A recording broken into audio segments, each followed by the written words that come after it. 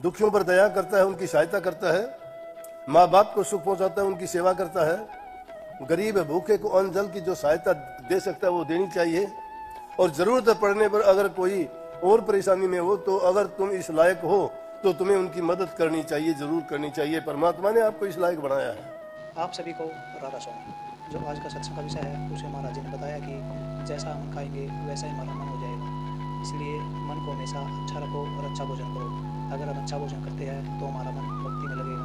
और साथ ही महाराज जी ने यही बताया कि अगर हम अपने माँ बाप की सेवा करते हैं तो हमें इसका क्या पुण्य मिलेगा, और हम किसी गरीब की मदद करते हैं तो उसका हमें क्या पुण्य मिलेगा। और भी महाराज जी ने काफ़ी अच्छी अच्छी बातें बताई है जो हमारे दैनिक जीवन के लिए बहुत ही ज़्यादा लाभकारी होने वाली है। तो कृपया आप सत्संग के अंदर बने रहिए और पुण्य के भागी बनिए। राधा स्वामी। तो कहते हैं पिछले जन्म में जवान उम्र थी और गुरु रामानंद जी ने इनको भेजा भिक्षा के लिए। बारिश हो रही थी, निकलते ही आश्रम के पास में दो बड़े अमीर आदमी थे, गोटूमल और छोटूमल। बहुत पैसे वाले थे, बड़े लालची थे, बड़े स्वार्थी थे, लोगों का खून चूसते थे। तो जो आदमी दूसरे का खून चूसता है, दूसरे को दुख पीड़ा तकलीफ देता है, वो आदमी खुद भी पीड़ित होगा, उसको भी कष्ट होगा, बच नहीं सकता उससे। लेकिन समझने में बहुत टाइम लगता है। उस दिन क्या हुआ कि जो ही वो निकले, गली में कीचड़ था, बारिश हो रही थी और रविदास जी का पैर फिसला और इनकी टांग में बहुत गहरी चोट लग गई। ये कहीं जा नहीं सकते थे। उन्होंने उठाया इनको और उठा के कहने लगे, तुझे जितनी भिक्षा लेनी होती है हम यहाँ से ही दे देंगे, एक घर से ही। अब उनके घर का अन्न तो अच्छा नहीं था। कितनी बार आम सत्संगों में बात कही जाती है कि जैसा इंसान अन्न खाता है वैसा मन हो जाता है। भक्तों के लिए, भक्ति करने वालों के लिए, आध्यात्मिक रास्ते पे चलने वालों के लिए उनका भोजन बिल्कुल सादा, शुद्ध, पवित्र होना चाहिए। लेकिन अगर वो हेरा फेरी से, चालाकी 420 से, भ्रष्टाचार से या किसी दूसरे तरीके से लिया गया है तो वो खाने वाले को बर्बाद कर देगा। रामानंद जी ने पूछा, ये क्या? रविदास जी ने उनको सच्ची बात बता दी। तो रामानंद जी ने उनको श्राप दे दिया कि तूने गलत किया है, इसकी सजा मिलेगी तुझे। 1 महीने बाद रविदास जी चौड़ा छोड़ गए। चौड़ा छोड़ने के बाद में जब पैदा हो गए एक हरिजन के घर में, रविदास समारा कहते हैं ना, उन्होंने जाति पाति के भेद को इतने सुंदर ढंग से मिटाया कि जात पात कुछ है ही नहीं, खून में कोई तब्दीली नहीं, खून सबका लाल है, एक खून है, सब उस प्रभु की संतान है, जाति का भेद नहीं है, रंग भेद नहीं है। और जो ऐसा करता है उसमें बहुत कमियां हैं, वो भक्ति के मार्ग पर सफलता नहीं पा सकता। गुरबिनिया उसकी माँ का नाम था, रघु उसके बाप का नाम था, अगला जन्म जो हुआ, लेकिन दूध नहीं पी रहा था। जब दूध नहीं पिया, उसकी माँ को चिंता हुई कि आज 4-5 दिन हो गए बच्चा दूध नहीं पीता, आप किसी से पूछ के भी नहीं आते, घर बैठे हो कम से कम पूछ के आओ। दिल को दिल से राह होती है। संतों का जीव जो होता है, संत उसको अपने आप संभालते हैं। चाहे कितने जन्म बीत जाएं, कितनी योनि बीत जाएं, लेकिन संत अपने जीव को हर योनि में जाके संभाल के उसका कल्याण और उद्धार करते हैं। गलती होती है लेकिन उसकी गलती को सुधारते हैं, अगले जन्मों में सुधार देंगे। वही हुआ। उधर से तो रघु चला किसी महात्मा के पास, किसी ज्योतिषी के पास, किसी पंडित के पास। इन्हीं बातों में लोग फंसे हुए थे। जी महाराज जी। तो जब वो घर से निकला, सामने से क्या देखता है, रामानंद जी चले आ रहे हैं। रामानंद जी उस टाइम में गरीबों के गुरु थे, गरीबों के। बड़े बड़े संत जितने भी थे, कबीर, दादू, पलटू, रविदास जी, चैतन्य महाप्रभु, मीराबाई, इनमें सब में अगर देखोगे तो रामानंद जी का अहम रोल था। लेकिन थे गरीबों के गुरु। वो चले आ रहे थे, रास्ते में रघु मिल गया। रघु ने पैर पकड़ लिए और कहने लगा, गुरुजी मैं तो एक काम से जा रहा था। बोले, क्या काम जा रहे थे? कि इस तरह बच्चा हुआ था, दूध नहीं पीता। कहने लगे, शायद मैं इसी काम से निकला था आज, मेरा कोई उद्देश्य नहीं था घर से निकलने का। मैं घर से निकलाया, चलते हैं। जाके घर में गए, बच्चे को गोद में लिया, सिर पे हाथ फेर के कहने लगा, कोई बात नहीं, अब तो दूध पी ले, अब तेरा इस जन्म में कल्याण कर देंगे। और उसने उसी टाइम रविदास जी ने दूध पी लिया, उसी टाइम दूध पी लिया। और रामानंद जी के पास लेके उन्होंने नाम की कमाई की, और नाम की इतनी कमाई की क्योंकि अछूत जाति अपने समाज में जाति पाति का भेद बहुत पुराना, इसी जड़ें बहुत गहरी थी। छोटी जाति वालों को तो ये कहते थे कि इनको शास्त्र पढ़ने का भी अधिकार नहीं है, इनको शास्त्र सुनने का भी अधिकार नहीं है, इनको पूजा पाठ मंदिर में जाने का अधिकार नहीं है। लेकिन रविदास जी ने उस बात को मिथ्या साबित करके दिखाया। क्यों करके दिखाया? उनसे जब पूछा गया रविदास जी से कि आपकी जाति क्या है, उन्होंने कह दिया काठबांधला जात हमारी, इलाहाबाद के आसपास रहते हैं, जात हमारी चमारा, आने जाने वालों की पनियां गांठता हूँ, जूतियां गांठता हूँ। छिपाया नहीं कि मुझे जो कुछ मिलता है इससे मिलता है। इंसान अपना काम करके जो खाता है, काम छोटा नहीं होता, नेक काम करके, शुद्ध काम करके, शुद्ध कमाई करके उससे जो भोजन खाते हो वो तुम्हें मालूमाल कर देगा। लूट खसूट का, चोरी कचोरी का, झूठ कपट का अगर तुम भोजन या कोई चीज लेके खाते हो तो कितनी भी भक्ति कर लेना बेकार चली जाएगी। रविदास जी ने जब उनसे पूछा गया, भाई रविदास जी या आप जाति को क्यों नहीं मानते? बोले कि प्रभु की कोई जाति है, परमात्मा की क्या जाति है वो बता दो, फिर तो मान जाएंगे। उन्होंने इस बात को भी मिथ्या साबित कर दिया कि ऊंची आवाज देने से खुदा नहीं मिल सके। और उन्होंने कहा देता रहे 1000 बरस मुल्ला चाहे अजान, मुल्ला चाहे मस्जिद में कितनी ऊंची ऊंची आवाज में, लेकिन जब लग मन सच्चा नहीं तब लग मन शैतान। जब लग वो सच्चाई पर नहीं चलता है मन शैतान है, और ये शैतानी करवाता है। कितने ही ऐसे अवसर आए, पंडित लोग खफा हो गए, कहने लगे इनको अधिकार नहीं है जाति पाति, ये शास्त्र पढ़ता है, सत्संग करता है, जीवों को बहकाता है, इसको क्या पता शास्त्रों का ज्ञान नहीं है इसको। उन्होंने उस समय काशी जी के राजा के पास शिकायत कर दी, जाके शिकायत करी। अब काशी जी का राजा तो मुगल था और उसने सोच लिया तो दोनों बात तेरे काबू की आ गई।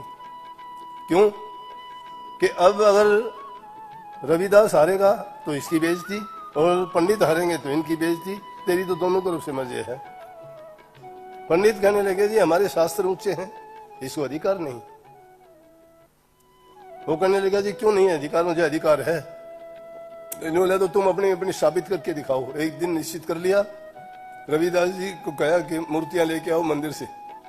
मूर्तियां लेके आए, नदी के उस पार मूर्तियों को रख दिया गया और पंडितों से कहा गया कि तुम अपने वेद मंत्रों का उच्चारण करो जो भी तुम जानते हो, उन मूर्तियों को इस पार बुला लोगे तो तुम जीत गए।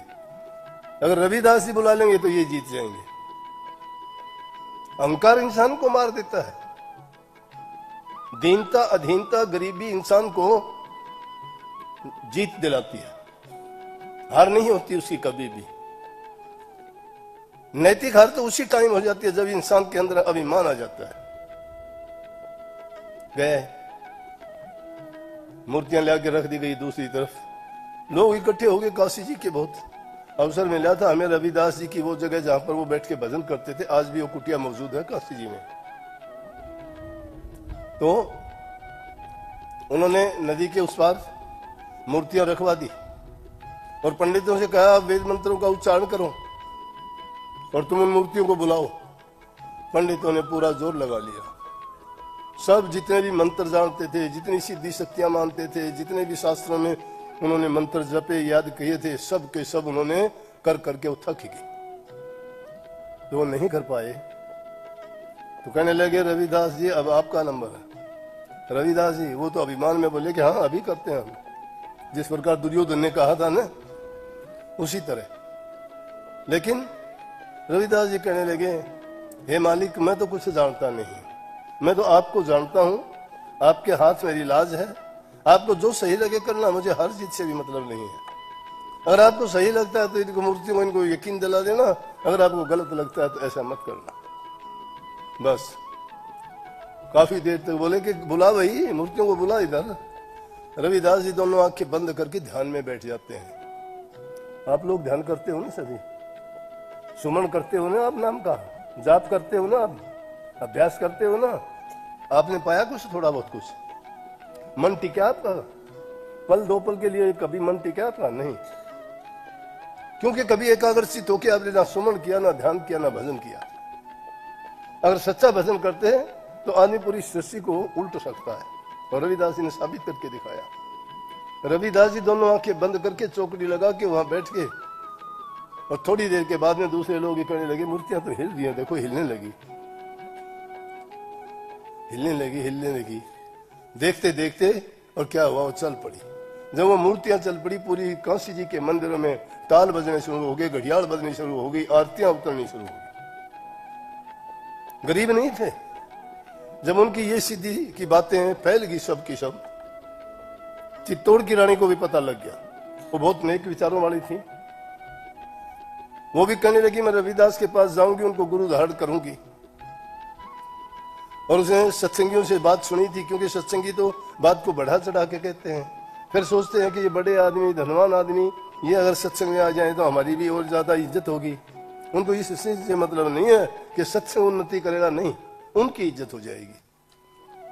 सेवकों ने बड़ा कहा झालागढ़ की रानी, उसके पास चित्तौड़गढ़ की रानी को, कि अगर आपने गुरु देखना है तो रविदास जी काशी जी में है, वहां जाओ। इस वक्त में रविदास जी के समान कोई गुरु नहीं है। बस रानी चली वहां से, लाव लश्कर लेके, सोने चांदी के सिक्के लेके, बड़े कीमती वस्त्र लेके, कि मैं ये दान करूंगी, गुरुजी को भेंट करूंगी। वहां जाके देखती है, पंडित लोगों ने देखा कि एक रानी ऊंचे घर की होके, और क्या करती है, ऊंचे घर की होके रविदास समाज को गुरु बनाती है। पंडितों ने तो हवा बना दिया पूरा। कहने लगे कि रानी ये तो बिल्कुल अनर्थ कर दिया आपने, ये तो अधर्म की बात हो गई, आप तो धर्म भ्रष्ट हो गई हो। किसको गुरु बनाया है? ये नीची जाति का, नीची जाति का कभी गुरु नहीं हो सकता। कहने लगी कि संतों की जात नहीं होती कोई भी, संतों के पास ज्ञान होता है। तलवार का मोल करो, म्यान का मोल करने से इंसान को कुछ नहीं मिलता है। कीमत तलवार की है, म्यान की नहीं है। म्यान में तो रहती है। चित्तौड़ की रानी उनके पास आई, काफी दिन तक रही, रुकी, दान दक्षिणा दी, चली। पंडित लोग पीछे पीछे गए। दरबारी लोगों ने भी पूरा बवंडर बना दिया, रानी ने तो गलत कर दिया, राजा के कान भर दिए। जाके और बताया कि ये है, लेकिन रानी बड़े शुद्ध विचारों वाली, बड़ी पवित्र, सच्ची थी। कहने लगी कि आज के युग में गुरु रविदास के समान दूसरा गुरु नहीं है, और जो उनके दर्शन भी कर लेगा उनका बेड़ा पार हो जाता है। संतों के दर्शन से आई टले बला, जो दुख सूली में टल जा। फांसी छूटनी हो सूली में, उसका दर्द, पीड़ा, तकलीफ टल जाती है। बस राजा बड़ा दुखी हो गया। पंडितों की मानता तो रानी नाराज होती है, रानी की नहीं मानता तो पंडित नाराज होते हैं। कहने लगे क्या बात है रानी? कहने लगी बुलाओ उनको। बोले पंडित लोगों क्या बात है? बोले कि हमारा अधिकार है दान दक्षिणा पर।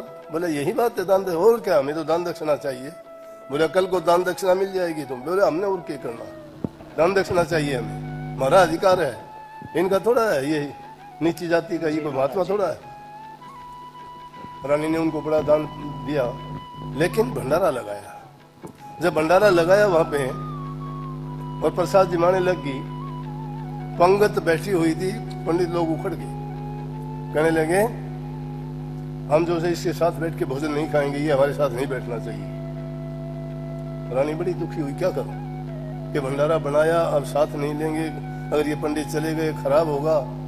बहुत दुखी मन से गुरु रविदास जी के पास जाके कहने लगे ये बात है। बोला बेटी चिंता ना कर, कोई बात नहीं, मैं बाद में जिम लूंगा, इनका जिमाइए पहले। जब उनको सभी की पंक्तियां बना दी गई, भोजन डाला गया, भोजन जिमने लगे, तो क्या देखते हैं कि साइड में हर एक के बराबर रविदास जी बैठे हैं। हड़बड़ाने लगे, बोले कि रविदास तो मेरे पास है, रविदास मेरे पास है, रविदास। प्रकट होके उनको भी प्रकट करके दिखा दिया।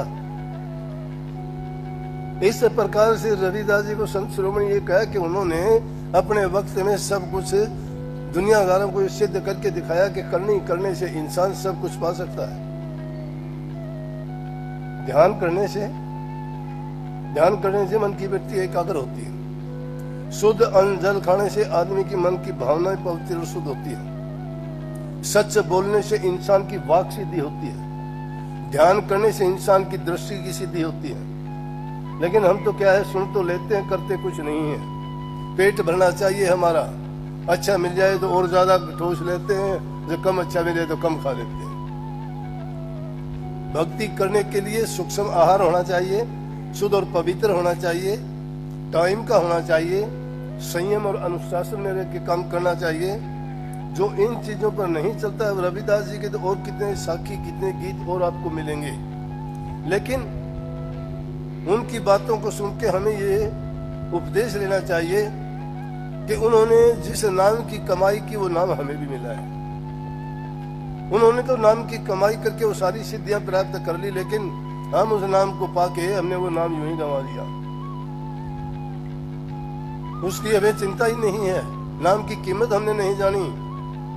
अगर नाम की कीमत हमने जानी होती तो ये हालत हमारी नहीं होती। लेकिन फिर भी बहुत बड़ी बात यह है, मैं बताऊं आपको, कि आप बहुत सी बुराइयों से बचे हुए हो। इस युग में इंसान दूसरे आदमी के काम आता है, दुख दर्द पीड़ा में दुखियों पर दया करता है, उनकी सहायता करता है, माँ बाप को सुख पहुंचाता है, उनकी सेवा करता है। गरीब भूखे को अन्न जल की जो सहायता दे सकता है वो देनी चाहिए। और जरूरत पड़ने पर अगर कोई और परेशानी में हो तो अगर तुम इस लायक हो तो तुम्हें उनकी मदद करनी चाहिए, जरूर करनी चाहिए। परमात्मा ने आपको इस लायक बनाया है। अगर आपके पास कुछ नहीं है तो कौन आपके पास आएगा? आपके पास है तभी लोग आपके पास आके हाथ फैलाते हैं। उस परमात्मा ने आपको इस चीज के योग्य बनाया है, तो योग्य हो तो उसका पूरा लाभ भी उठाइए। सत्संग को पूरा सुनने के लिए बहुत बहुत धन्यवाद। हम आशा करते हैं आपने सत्संग को बड़ा ही ध्यान से सुना हुआ, इसलिए कृपया सत्संग में जो बातें बताई है उनको अपने जीवन में अवश्य उतारिए। अपने माता पिता की सेवा कीजिए और अपने ध्यान को, अपने मन को भक्ति में लगाइए ताकि आपका जीवन सफल हो सके। और अगर आपको सत्संग अच्छा लगा तो कमेंट में तो लिख कर पुण्य भागीदार अवश्य बनिए।